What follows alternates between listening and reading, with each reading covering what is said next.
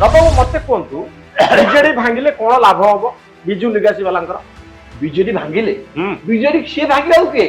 BJD ତ ନିଜେ ଭାଙ୍ଗୁଛି। ବିଜେଡି କାହିଁ କ୍ଷମତାଚ୍ୟୁତ ହେଲା? ବିଜୁ ବାବୁ ଭଲ ଥିଲେ, ନବୀନ ବାବୁ ଖରାପ ହେଇଗଲେ ଏବଂ ବିଜୁ ଲିଗାସୀ ବନାମ ନବୀନ ଲିଗାସୀକୁ ନେଇ ଏକ ବଡ ଧରଣର ଆଇଡିଓଲୋଜିକାଲ ଡିବେଟ୍ କରିବା ପାଇଁ ଆପଣ ଗୋଟିଏ ଶକ୍ତି ଖୋଜୁଛନ୍ତି। ଆପଣ ଯଦି ବାପା ଯାହା ଥିଲା ପୁଅ ଯୋଉ ସେଇଆ କଥା ପୁଅ କୋଳାଙ୍ଗାର ବି ହେଇପାରେ। ହଁ, ଆପଣ କହିପାରିବେନି। ଏ ଆପଣ କହୁଛନ୍ତି। ଆଉ ତାମାନେ ସେୟା ହୁଁ। ଏମାନଙ୍କର କଥା ଅଛି। ବିଜୁ ବିଚାର ସହିତ ଇଏ ଅଛନ୍ତି କି? ଦଳର ହୁଇପ୍ କହିପାରନ୍ତି ନିର୍ଦ୍ଦେଶକୁ ଅମାନ୍ୟ କରିକି ସେମାନେ ଦିଲ୍ଲୀପ ରାୟଙ୍କୁ ଭୋଟ ଦେଲେ। କାହିଁକି ଦେଲେ? ଦିଲ୍ଲୀପ ରାୟଙ୍କୁ ଜୋର ଦିଲ୍ଲୀପ ରାୟ ମଧ୍ୟ ବିଜୁ ଜନତା ଦଳର ଶ୍ରେଷ୍ଠ ଏବଂ ସେମାନେ ଦେଲେ କାହିଁକି ନା ଯେଭଳି ଭାବରେ ନବୀନ ପଟ୍ଟନାୟକ ଏ ଦଳକୁ ପରିଚାଳନା କରୁଛନ୍ତି। ସେମାନଙ୍କର ଯୋଉ କ୍ରୋଧ ଥିଲା ସେ କ୍ରୋଧଟାକୁ ସେମାନେ ଯେତେବେଳେ ଦେଲେ ସେ କଣ ଯୁକ୍ତି ଦର୍ଶାଇଲେ ଯେ ଆମେ ଏଇ କାରଣ ଦେଲୁ। ସେ ବିଜୁ ଲିଗାସୀ କଥା କହିଲେ ସେମାନେ ଯେ ବିଜୁ ଲିଗାସୀ ଖତମ କରିଦେଲେ। ତ ଆପଣ ଏଥିରେ ଏକମତ? ବିଜେଡି ଭାଙ୍ଗିବା ପାଇଁ ଯାହା କିଛି ଦରକାର ତ ବିଜୁ ଲିଗାସୀ ବାଲା ଚାହୁଁଛନ୍ତି କି ବିଜେଡି ଭାଙ୍ଗୁ? ବିଜେଡି ଭାଙ୍ଗୁଛି ପରା। ବିଜେଡି ତେବେ ଭାଙ୍ଗୁଛି ଏବଂ ଭାଙ୍ଗିବା ପାଇଁ ନିଜେ ଦାୟୀ। ଆପଣ ଦେଖନ୍ତୁ ଗୋଟେ ଆଞ୍ଚଳିକ ଦଳ ବିରୁଦ୍ଧରେ ବିଜୁ ଜନତା ଦଳ ଗୋଟେ ଆଞ୍ଚଳିକ ଦଳ ତା ଭିତରେ ଓଡିଆ ଅସ୍ମିତା ଅଭିଯୋଗ ହେଲା ଗଲା ନିର୍ବାଚନରେ ଏବଂ ସେଥିରେ ନିର୍ବାଚନ ହାରିଗଲେ ସେମାନେ। ଗୋଟେ ଆଞ୍ଚଳିକ ଦଳ ବିରୁଦ୍ଧରେ ଗୋଟେ ଜାତୀୟ ଦଳ ଓଡିଶାରେ ଓଡିଆ ଅସ୍ମିତା ଅଭିଯୋଗ କରିକି ତାକୁ କ୍ଷମତାଚ୍ୟୁତ କରିଦେଲା। ତା ମାନେ ଭାବନ୍ତୁ ତାହେଲେ ଓଡିଶା ଠାରୁ ସେ କେତେ ଦୂରକୁ ଚାଲି ଯାଇଛନ୍ତି। ନମସ୍କାର। ବିଜୁ ଲିଗାସୀକୁ ନେଇ ଆପଣ ବହୁତ ଗୁଡିଏ ରୋଚକ କଥା ଶୁଣୁଥିବେ। ରବି ଦାସ ମୋ ସହିତ ଅଛନ୍ତି। ବିଜୁ ଲିଗାସୀର ସେ ମଧ୍ୟ ଅଂଶୀଦାର। ଅର୍ଥାତ୍ ଆପଣ ଗତକାଲି ଯୋଉ ବୈଠକ ଦେଖୁଥିଲେ ବିଜୟ ମହାପାତ୍ରଙ୍କ ଘରେ, ସେଇ ବୈଠକରେ ବରିଷ୍ଠ ସାମ୍ବାଦିକ ରବି ଦାସ ମଧ୍ୟ ଥିଲେ। ରବି ଦାସ କେବଳ ସାମ୍ବାଦିକ ନୁହନ୍ତି, ଜଣେ ରାଜନୈତିକ ପରାମର୍ଶଦାତା, ଉପଦେଷ୍ଟା ମଧ୍ୟ। ବିଜେଡି ଫର୍ମେସନ ବେଳେ ମଧ୍ୟ ତାଙ୍କର ଗୋଟିଏ ଭୂମିକା ଥିଲା। ବିଜୟ ମହାପାତ୍ରଙ୍କର ଦଳ ଫର୍ମେସନ ବେଳେ ମଧ୍ୟ ତାଙ୍କର ଏକ ଭୂମିକା ଥିଲା। ତେଣୁ ସେ ସଚ୍ଚା ସାମ୍ବାଦିକ ବୋଲି ଆପଣ କହିବେନି। ସେ ରାଜନୀତିରେ ବିଶ୍ୱାସ ରଖନ୍ତି ଆଉ ରାଜନୀତିରେ ବିଶ୍ୱାସ ରଖିବା ବି ଭୁଲ କଥା ନୁହେଁ। ବିଜୁ ଲିଗାସୀକୁ ନେଇ ରବିବାବୁ ବି ସ୍ୱପ୍ନ ଦେଖୁଛନ୍ତି। ବିଜୟ ମହାପାତ୍ର, ଦିଲ୍ଲୀପ ରାୟ, ଅମର ଶତପଥୀ, ପ୍ରଭାତ ବିଶ୍ୱାଳ, ପ୍ରଭାତ ତ୍ରିପାଠୀ ତଥା ଅନ୍ୟ ନେତାମାନେ ଆଗାମୀ ଏପ୍ରିଲ 17 ତାରିଖରେ ବିଜୁ ବାବୁଙ୍କ ଶ୍ରାଦ୍ଧ ଦିବସରେ ଏକ ବଡ ବୈଠକ କରିବାର ଆୟୋଜନ କରୁଛନ୍ତି। ଏ ବିଜୁ ଲିଗାସୀର ମୂଳ ଆଧାର ହଉଛି ବିଜୁ ଜନତା ଦଳର ଯୋଉ ଆଦର୍ଶ ଥିଲା। ବିଜୁ ବାବୁ ଥିଲେ ବିଜେଡିର ଆଦର୍ଶ। ସେଇ ଆଦର୍ଶ ଆଉ ବିଜେଡିରେ ନାହିଁ। ଆଉ ବିଜୁ ଲିଗାସୀ ସମ୍ପର୍କରେ ତାଙ୍କର ନେତାମାନେ କହୁଛନ୍ତି ଯେ ଆମକୁ ବିଜୁ ବାବୁଙ୍କ ଆଦର୍ଶରେ ଅନୁପ୍ରାଣିତ ହୋଇ ଗୋଟିଏ ନୂଆ ଅର୍ଗାନାଇଜେସନ ଗଢିବାର ଆବଶ୍ୟକତା ଅଛି, ଯୋଉଥିପାଇଁ ରାଜ୍ୟସଭା ଇଲେକ୍ସନ ପରେ ବିଜୁ ଲିଗାସୀ ନାରେଟିଭ ସାମ୍ନାକୁ ଆସୁଛି। ଅର୍ଥାତ୍ ନବୀନ ବାବୁଙ୍କୁ ବିରୋଧ କରୁଥିବା ନେତାମାନେ, ବିଜେଡିକୁ ବିରୋଧ କରୁଥିବା ନେତାମାନେ ବିଜୁ ବାବୁଙ୍କ ନାଁରେ ଏକାଠି ହଉଛନ୍ତି। ବିଜୟ ମହାପାତ୍ର ଯେ ନବୀନ ବାବୁଙ୍କୁ ବିରୋଧ କରନ୍ତି, ବିଜେଡିକୁ ବିରୋଧ କରନ୍ତି। ଦିଲ୍ଲୀପ ରାୟ ଯାହାଙ୍କର ନବୀନ ବାବୁଙ୍କ ସହିତ ଅତୀତରେ ମନାନ୍ତର ହେଇଥିଲା ଏବଂ ଯିଏ ବିଜୁ ବାବୁଙ୍କ ଆଦର୍ଶରେ ବିଶ୍ୱାସ ରଖନ୍ତି। ପ୍ରଭାତ ତ୍ରିପାଠୀ କୁହନ୍ତୁ, ପ୍ରଭାତ ବିଶ୍ୱାଳ କୁହନ୍ତୁ, ଏମାନେ ସମସ୍ତେ ନବୀନ ବାବୁଙ୍କ ସହିତ ଏମାନଙ୍କର ପଟେ ନାହିଁ, କିନ୍ତୁ ବିଜୁ ବାବୁଙ୍କ ସହିତ ପଟେ। ତେଣୁ ବିଜୁ ଜନତା ଦଳରୁ ଯୋଉମାନେ ବାହାରି ଆସିଛନ୍ତି ବା ବିଦ୍ରୋହୀ ସାଜିଛନ୍ତି, ସେମାନେ ବିଜୁ ଲିଗାସୀର ନାରେଟିଭ ଦଉଛନ୍ତି।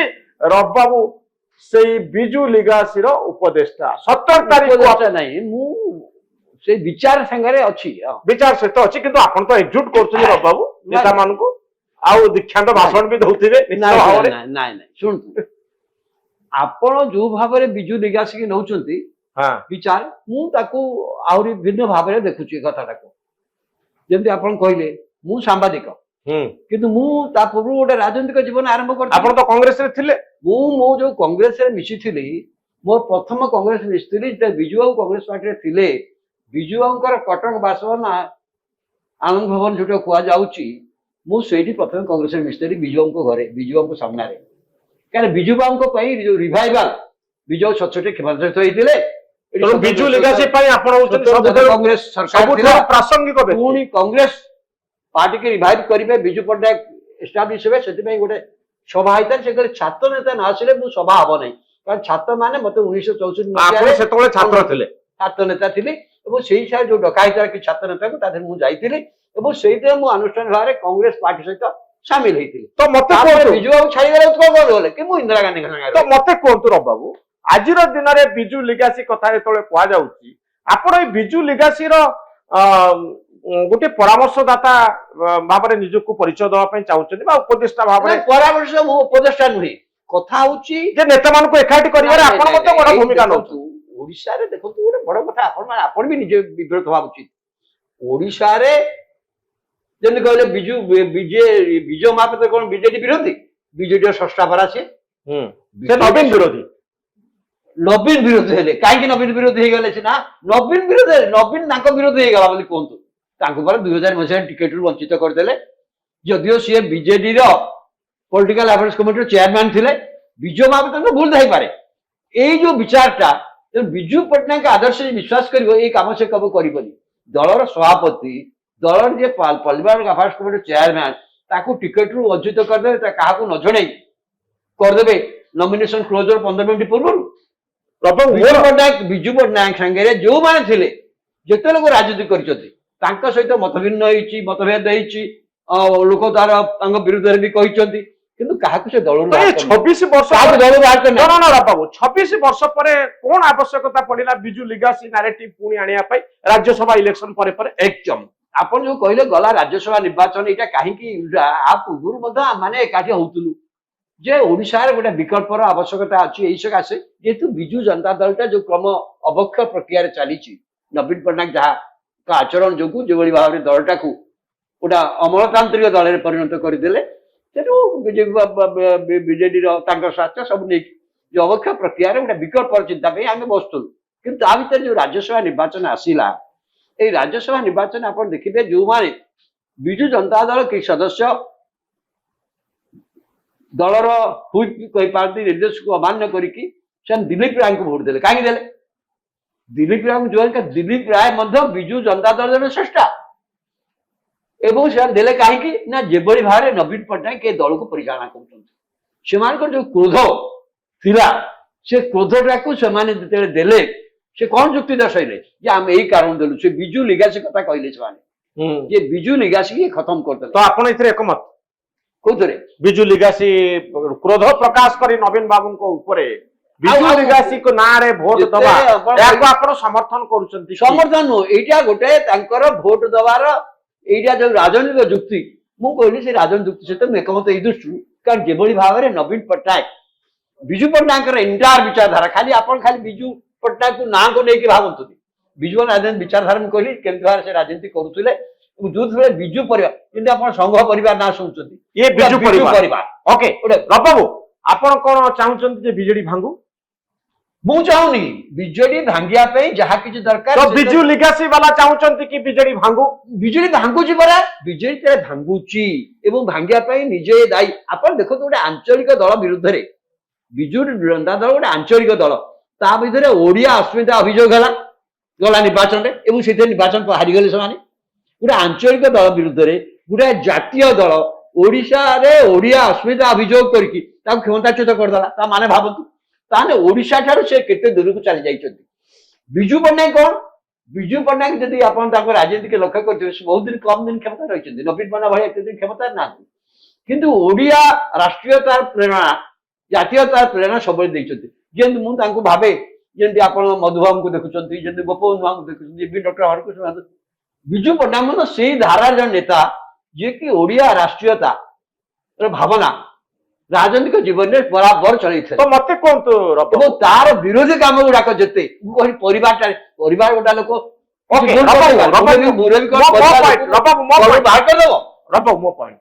ରାଜନୀତିରେ ବାହାର କରାଯାଏ ଭିତରକୁ ବିଜୁ ପଟ୍ଟନାୟକ ରାଜନୀତିରେ ଏତେ ଦିନ ଭିତରେ କାମ କରିଛନ୍ତି। ବିଜୁ ବାବୁ ଏବେ ଥିଲେ ଏବେ ବିଜୁ ନାହାନ୍ତି ମାନେ ବିଜୁ ତ ଏତେ ଦିନ ଦେଖିଛନ୍ତି ଆପଣ। ଶ୍ରୀକାନ୍ତ ଜେନା ସେ କ୍ଷମତା ଥିଲାବେଳେ ତାଙ୍କ ବିରୁଦ୍ଧରେ ଅନେକ ମନ୍ତବ୍ୟ ଦେଇଥିଲେ ମଧ୍ୟ ତାଙ୍କ ଭିତରେ ଏକଲବ୍ୟରେ ଲୋକସଭା ନିର୍ବାଚନ ହେଲା, ସେ ଗଲେ ତାଙ୍କ କ୍ୟାମ୍ପେନକୁ ଏବଂ କହିଲେ ଅବୁଝା ପୁଅ କହିକି ତା ପାଇଁ କ୍ୟାମ୍ପେନ। ଓକେ ରବି ବାବୁ ମତେ କୁହନ୍ତୁ ବିଜେଡି ଭାଙ୍ଗିଲେ କଣ ଲାଭ ହବ ବିଜୁ ଲିଗାସି ବାଲାଙ୍କର? ବିଜେଡି ଭାଙ୍ଗିଲେ ବିଜେଡି ସିଏ ଭାଙ୍ଗିବାକୁ କିଏ?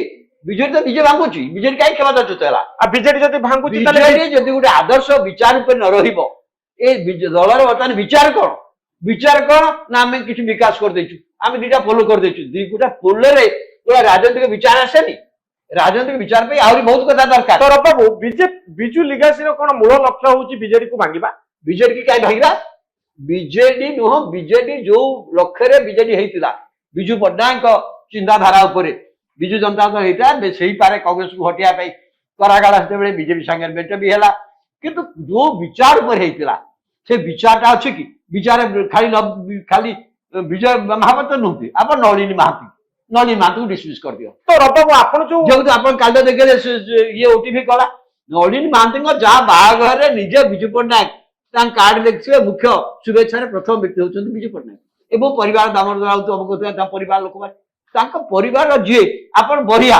ପଦମପୁରର ତା ବାହାଘରରେ ନିଜେ ଯାଇକି ପିତାର ଭୂମିକା ନେଇକି ବାହା କରେଇବା ନିଜ ପରିବାର ଭଳିଆ ଏ ପରିବାର କିଛି ଲୋକ ଭୁଲ କରିଦେବେ ପରିବାର ଭୁଲ କରେ ପରିବାର ମୁରେ ତାକୁ ବାହାର କରିଦେବ ଓକେ ବାବୁ ମତେ ଆଉ ଗୋଟେ କଥା କୁହନ୍ତୁ ଯେ ଆପଣ ମାନେ ଯୋଉମାନେ ଏକାଠି ହଉଛନ୍ତି ସେମାନେ କଣ ଭୁଲି ଯାଉଛନ୍ତି ଯେ ଆପଣ 70 ବର୍ଷରୁ ଅଧିକ ନେତା ମାନେ 80 ବର୍ଷ ଟଚ୍ କରିବାକୁ ଯାଉଥିବା ନେତା ମାନେ ସେମାନେ ଗୋଟେ ଦଳ ତିଆରି କରୁଛନ୍ତି ବା ଗୋଟେ ନାରେଟିଭ ଦଉଛନ୍ତି ବିଜୁ ଲିଗାସିର ଯାହାଙ୍କର ଡେଥ୍ ପାଖାପାଖି 29 ବର୍ଷ ହେଇଗଲାଣି 29 ବର୍ଷ ତଳେ ଯିଏ ଜୀବିତ ଥିଲେ ଏଇ ଦୁନିଆରେ ତାଙ୍କ ଆଦର୍ଶକୁ ପାଥେୟ କରି ଗୋଟେ ଦଳ ତିଆରି ହଉଛି 70 ବର୍ଷରୁ ଊର୍ଦ୍ଧ୍ୱ ନେତା ମାନେ ସେଇ ଦଳରେ ବା ଗୋଟେ ସେଇ ଅଭିଯାନରେ ସାମିଲ ହଉଛନ୍ତି ଏବଂ ନେପାଳ ଆମର ପଡୋଶୀ ରାଷ୍ଟ୍ର ଭାରତ ବର୍ଷର 35 ବର୍ଷର ଜଣେ ଯୁବକ ସେଠି ନେତା ବନୁଛି ପ୍ରଧାନମନ୍ତ୍ରୀ ବନୁଛି ଜେଏନଜି ଅଛନ୍ତି ଯୋଉମାନେ ଜାଣି ନାହାନ୍ତି ବିଜୁ ବାବୁଙ୍କ କଥା ଭଲ ଭାବରେ ଜାଣି ନାହାନ୍ତି ଯୋଉମାନେ ଜାନକୀ ବାବୁଙ୍କୁ ଭୁଲିବାକୁ ବସିଲେଣି ଯୋଉମାନଙ୍କର କଥାକୁ ସେମାନେ ଭୁଲି ଯାଇଛନ୍ତି ସେଇ ଜେଏନଜି ମାନଙ୍କ ପାଇଁ ଆପଣଙ୍କର କଣ ଏଜେଣ୍ଡା ଅଛି ଆପଣ 30 ବର୍ଷ 40 ବର୍ଷ 60 ବର୍ଷ 70 ବର୍ଷ ତଳର କଥା କହୁଛନ୍ତି ଆଉ ବର୍ଷିଆନ ନେତା ମାନେ ଗୋଟେ ଫର୍ମେସନ ଓଡିଶା ଫର୍ମେସନ ହେବାର 100 ବର୍ଷ କରିବାକୁ ଯାଉଛି ଆପଣ ମଧୁବାବୁଙ୍କୁ ଭୁଲିଯିବେ ଭୁଲି ଯାଇପାରିବେ ମଧୁବାବୁଙ୍କ ନାଁ ମୋର ଭୁଲି ପାରିବେ 100 ବର୍ଷ ପରେ ଭୁଲିବେ କି ନା ଆମେ ଭୁଲିବୁ କାହିଁକି ଆମେ ଭୁଲିବୁନି ମଧୁବାବୁଙ୍କ ଆଦର୍ଶ ଗାନ୍ଧୀ ବର୍ତ୍ତମାନ ଏବେ ବି ରେଲିଭାଣ୍ଟ କଂଗ୍ରେସ ପାଇଁ ଗାନ୍ଧୀ ରେଲିଭାଣ୍ଟ ମୋ ପଏଣ୍ଟ ଆପଣ ବୁଝିଲେନି ଆପଣ କଣ 2500 ବର୍ଷ ତଳେ ଗୌତମ ବୁଦ୍ଧ ଜନ୍ମ ହେଇଥିଲା ଆମେ କଣ ତାଙ୍କୁ ଭୁଲି ଯାଇଛୁ ଏକ୍ଜାକ୍ଟଲି ମୋର ପଏଣ୍ଟ ହଉଛି ଯେ ଗାନ୍ଧୀଙ୍କ ନାଁରେ କାହିଁ ଗୋଟେ ରାଜନୈତିକ ଦଳ ହେଇନି ଓଡିଶା ଭାରତ ବର୍ଷରେ କାହିଁକି କାହିଁକି ମଧୁବାବୁଙ୍କ ନାଁରେ ରାଜନୈତିକ ଦଳ ହେଇନି ରାଜନୀତି ହଉଛି ସେପାରେଟ ଆଚ୍ଛା ଶୁଣନ୍ତୁ ଯଦି ଆଦର୍ଶ ବୋଧ ଜନତା ଦଳର ବିଭାଜନ ହେଇକି ହେଲା ବୋଲି ବିଜୁ ଜନତା ଦଳ ନା ହେଲା କିନ୍ତୁ ବିଜୁ ବାବୁଙ୍କୁ ନେଇକି କାହିଁ କରାଗଲା ଟୁ ଏଗେନ୍ ରିକଲେକ୍ଟ ଦ ପିପୁଲ ବିଜୁ ବାବୁଙ୍କର କଥାରେ ସେତେବେଳେ ଥିଲା ଲୋକ ମାନସରେ ଥିଲା ସେ କଥାକୁ ରିକଲେକ୍ଟ କରିବା ପାଇଁ କରାଗଲା କିନ୍ତୁ ତା ପଛରେ ଗୋଟେ ବିଚାର ବୋଧ ଥିଲା ସେ ବିଚାର ବୋଧଟାକୁ ଧ୍ୱଂସ କରି ଦିଆଯାଏ ଆପଣ ମଧୁବାବୁଙ୍କ ଆପଣ ଗୋପବନ୍ଧୁଙ୍କ କଥା କହିବେ ମଧୁବାବୁଙ୍କ କଥା କହିବେ ମଧୁବାବୁଙ୍କ ବିଚାରକୁ ଧ୍ୱଂସ କରିଦେବେ ଯଦି ତାହେଲେ ମଧୁବାବୁଙ୍କ ନାଁ କହିପାରିବେ ମୋର ପଏଣ୍ଟ ହଉଛି 20 ବର୍ଷ 30 ବର୍ଷ 40 ବର୍ଷର ପିଲାମାନଙ୍କର ଯୋଉ ଆବଶ୍ୟକତା ତାକୁ 70 ବର୍ଷ 80 ବର୍ଷର ନେତା ମାନେ ବୁଝିବେ ବିଜୁ ବାବୁଙ୍କ ଆଦର୍ଶ ସହିତ ଯୋଡ଼ିବେ ଇନଷ୍ଟାଗ୍ରାମ ଫେସବୁକ୍ ଆଉ ଏକ୍ସ ସହିତ ସୋସିଆଲ ମିଡିଆ ସହିତ ଅଭ୍ୟସ୍ତ ପିଲାମାନେ ଯୋଉମାନେ ନୂଆ କଥା ଖୋଜୁଛନ୍ତି ନୂଆ ସ୍ୱପ୍ନ ଦେଖୁଛନ୍ତି ନୂଆ ଦୁନିଆ କଥା ଭାବୁଛନ୍ତି ସେମାନଙ୍କୁ ଆପଣ ପ୍ରାସଙ୍ଗିକ କରିପାରିବେ ଭୋଟ ଗଣିତରେ ଭୋଟ ରାଜନୀତିରେ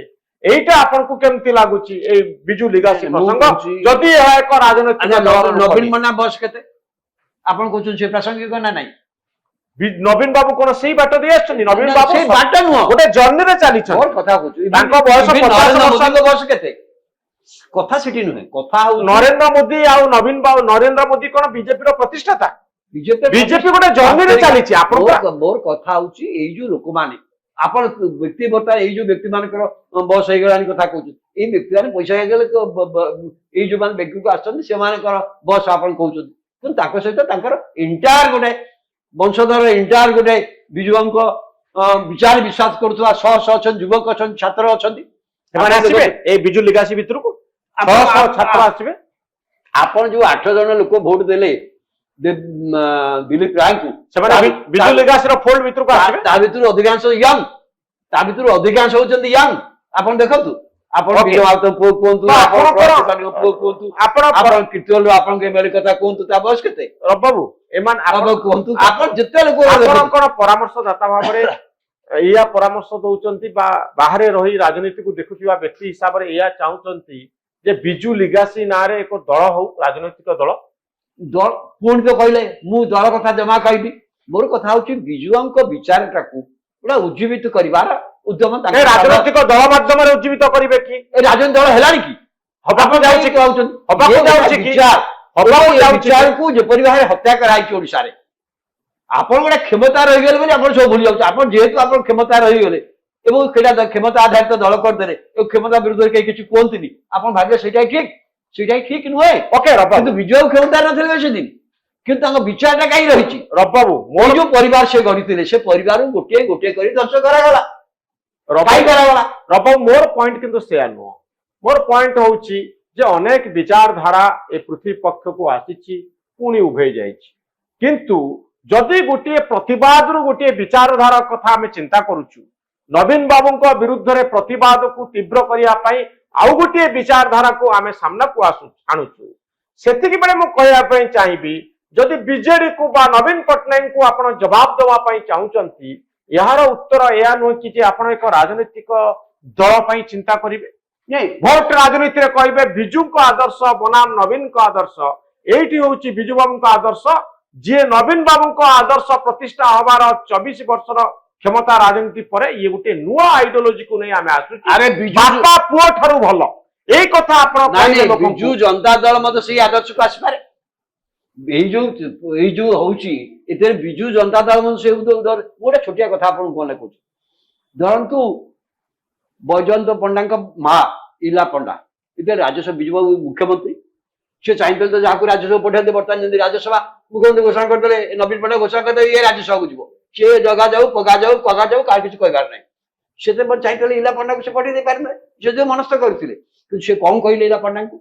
ସେ କହିଲେ ଏଇ ନେତାମାନଙ୍କୁ ଆପଣ ଭେଟିବେ ନିଶ୍ଚୟ, ରମତୁ ଭେଟିବେ, ଅମୁକ ଭେଟିବେ, ପ୍ରସନ୍ନ ଆଚାର୍ଯ୍ୟ ଭେଟିବେ। ସିଏ 10ଟା 15ଟା 20ଟା ଯୋଉ ପ୍ରମିନେଣ୍ଟ ଜନତା ଦଳ ଲିଡର ଥିଲେ, ତାହେଲେ ତାଙ୍କୁ ଭେଟନ୍ତୁ। କାରଣ ଏଇଟା ଦେଖେ ଦଳ ଭିତରେ ଯଦି ଗୋଟେ ସହମତି ନହେଲେ ମୁଁ ଗୋଟେ ନାଁ ଘୋଷଣା କରିଦେବି, ଯଦିଓ ତାଙ୍କର ପୂର୍ଣ୍ଣ ଶକ୍ତି ଥିଲା, କ୍ଷମତା ଥିଲା, ତାଙ୍କୁ କେହି ବିରୋଧ କରିବାର ନଥିଲା, ତା ସତ୍ତ୍ୱେ ଏଇ ଯୋଉ ବିଚାରଟା, ଏଇ ବିଚାରଟା ବିଜୁ ଜନତା ଦଳ ରହିଲା କି ଆଜ୍ଞା? ରହିଲାନି। ବାବୁ ମୁଁ ସେଇଥିପାଇଁ କହୁଛି ଯେ ଗୋଟେ ବିଚାରଧାରାକୁ ଗୋଟେ ପଲିଟିକାଲ ସେପ୍ ଦେବା ପାଇଁ ଗୋଟିଏ ରାଜନୈତିକ ଦଳର ପରିକଳ୍ପନା ଆପଣ କରୁଛନ୍ତି କି, ବା ଆପଣଙ୍କ ଯୋଉମାନେ ନେତା ଅଛନ୍ତି ସେମାନେ ସେଇ ଦିଗରେ ଭାବୁଛନ୍ତି? ମୁଁ ଜାଣିନି କଣ ସେମାନେ କରିବେ, କିନ୍ତୁ ଆପଣଙ୍କ ମତ କଣ ସାମ୍ବାଦିକ ଭାବରେ?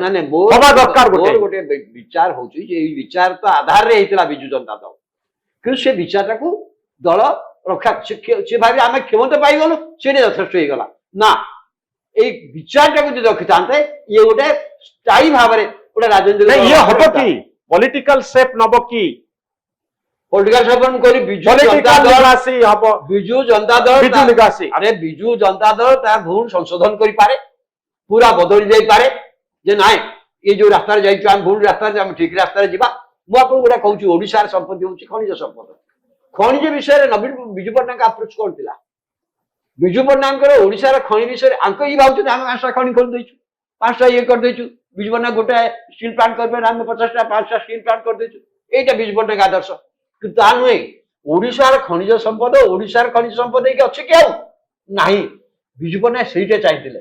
ଦେଖନ୍ତୁ ଯେତେବେଳେ ବକ୍ସାଇଟ ଖଣି ପାଇଁକା ବିର୍ଲା କମ୍ପାନୀ ଦରଖାସ୍ତ, ସେତେବେଳେ ଥିଲା ନିୟମ, ସେତେବେଳେ ଅକ୍ସନ ବ୍ୟବସ୍ଥା ନଥିଲା। ଆପଣ ଯିଏ ଆଗ ଦରଖାସ୍ତ କରିବ ତା କଥା ପ୍ରଥମେ ବିଚାର ହବ।